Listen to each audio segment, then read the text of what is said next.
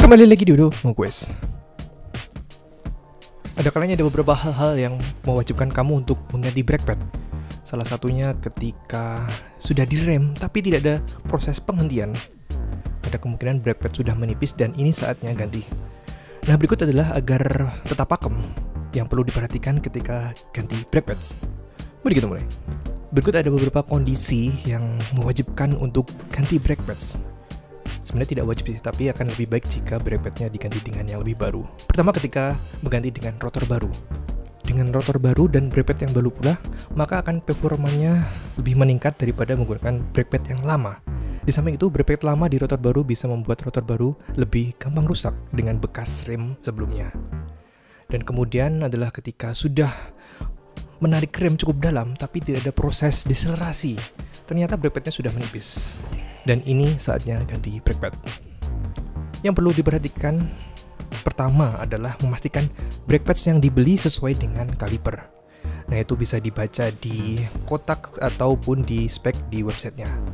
Misal ada Campagnolo, untuk Campagnolo, kemudian SRAM memiliki sendiri, hingga Shimano. Nah, amannya emang membeli brake pad menggunakan brand yang sama dengan kaliper sih.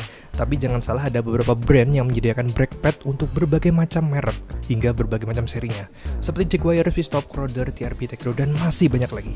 Sebenarnya alasan kenapa brake pad harus kompatibel adalah tentu agar bisa dipasang di kaliper yang kamu gunakan dan bisa digunakan untuk proses pengeriman.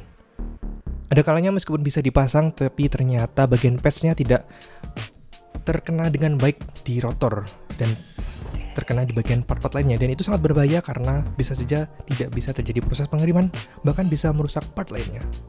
Nah, mumpung brake pad lagi dilepas, biasanya kan bagian kaliper, terutama bagian dalam tuh jarang dibersihkan karena celahnya sangat kecil sekali dan ada bagian yang mengganggu, yakni brake pad sendiri dan rotor. Mumpung sedang dilepas, bisa kita bersihkan menggunakan cairan khusus, yakni disc brake cleaner, bisa ditemukan banyak di marketplace.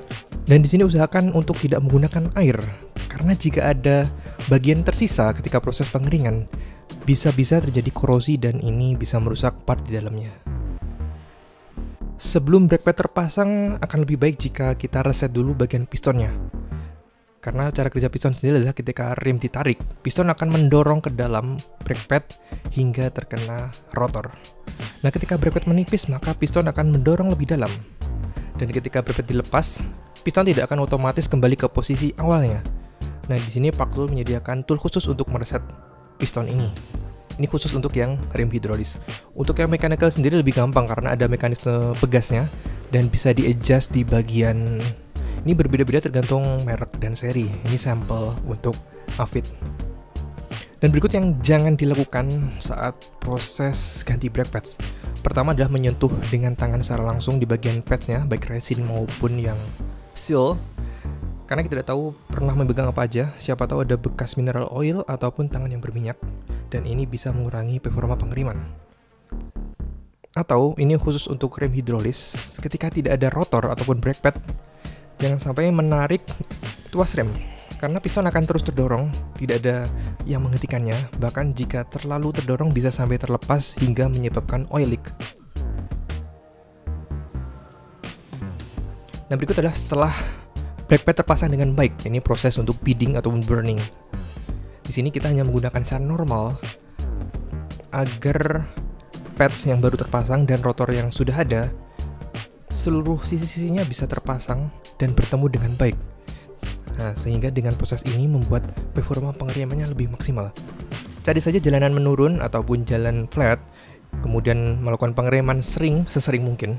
Dengan ini maka akan terbentuk alur di dalam rotor dan padnya sehingga mereka lebih menyatu dan pengeremannya juga lebih maksimal. Terima kasih.